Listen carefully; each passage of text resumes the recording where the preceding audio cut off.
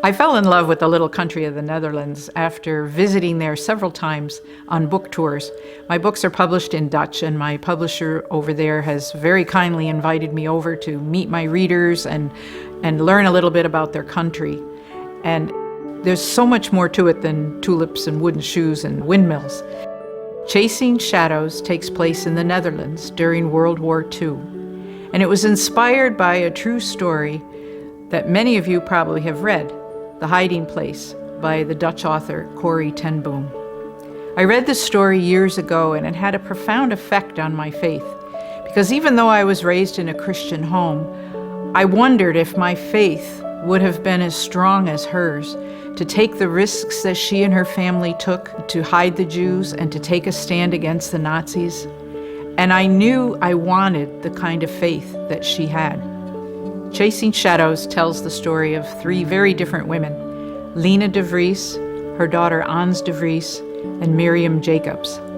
The paths of these three women cross in some unexpected and heartbreaking ways, and each woman is going to have to make some life and death decisions when their world is turned upside down and they face the consequences of the Nazi invasion.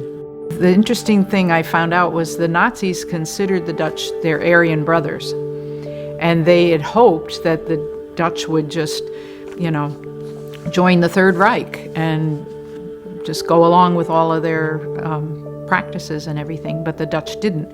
What they didn't take into consideration was that the Dutch were a very devout, religious people. One of the things I hope that readers take away from this is to take a good look at their faith. And how strong is it? And could we stand a test like they had to stand?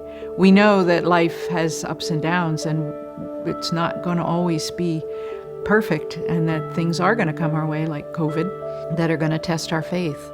And I really hope that readers are inspired to deepen their faith and deepen their walking with God.